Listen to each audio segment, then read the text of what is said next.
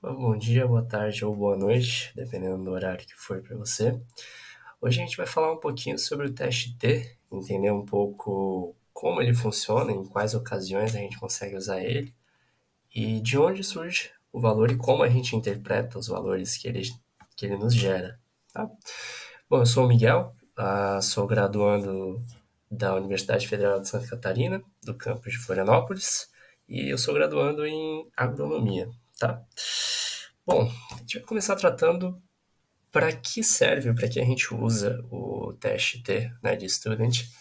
E basicamente ele serve para fazer uma comparação das médias obtidas de dois grupos, né? Dois grupos independentes, de amostras independentes, né? E a gente usa esse teste como um teste de hipótese, né? A partir dessa comparação de médias, para a gente entender como esses dois grupos se diferenciam ou não entre si.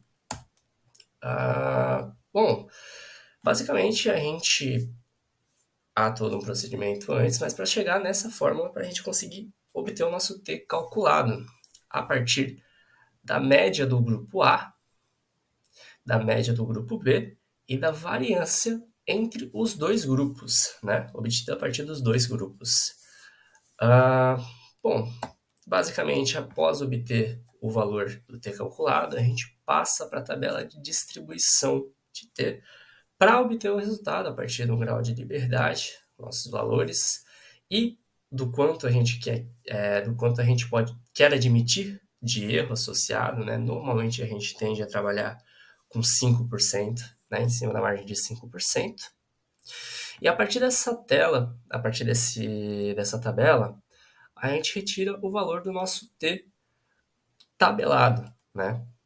E a partir disso a gente passa para uma comparação entre esses dois valores, tanto do T calculado para o T tabelado. E a gente pode obter dois resultados, então, tendo o T calculado sendo maior que o T tabelado, ou o contrário, o T calculado ser menor que o T encontrado na tabela.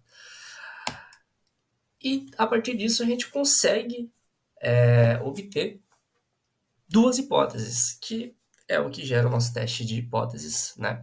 Sendo a hipótese 1, o H1, ou o H0, que simbolizam basicamente o H1, a hipótese não nula, e o H0, a hipótese nula. O que seria uma hipótese nula, né? A hipótese nula nada mais é do que aquele 5% de significância dos nossos dados. Caso a gente chegasse a uma conclusão de H0, ou seja, a nossa hipótese é nula, os nossos valores, estatisticamente falando, os nossos dois grupos não diferem entre si, não apresentam uma diferença significante para eles de fato. E caso contrário, caso a gente chegue à conclusão da hipótese não nula, ou seja, o nosso T calculado for maior que o nosso T tabelado, basicamente a gente diz que os dois grupos diferem entre si. E a partir disso, o que a gente pode interpretar? A gente pode entender utilizando um exemplo um pouco mais prático. Digamos que a gente tenha dois canteiros, e desses canteiros a gente obtém algumas amostras de girassol, por exemplo. De girassol, e a gente conte as sementes de cada uma das amostras coletadas, seja do grupo 1, do canteiro 1 e do canteiro 2. E a gente compare desses indivíduos a produção de sementes de cada planta, de cada amostra coletada. Retire suas médias e trabalhe em cima disso. Caso a gente chegue na conclusão de uma hipótese nula, o que significaria isso? Que ambos os grupos apresentam a semelhança nos dados, não apresentam uma diferença estatística. Ou seja, ambos os grupos têm uma produção semelhante.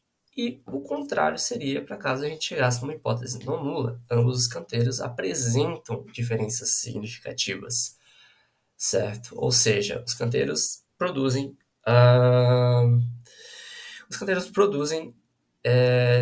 diferentes valores de sementes, né? Diferentes quantidades de sementes. Bom, é isso. É um vídeo um tanto rápido, tentei ser o mais sucinto possível. Espero que tenham gostado. E é isso. Obrigado pela atenção.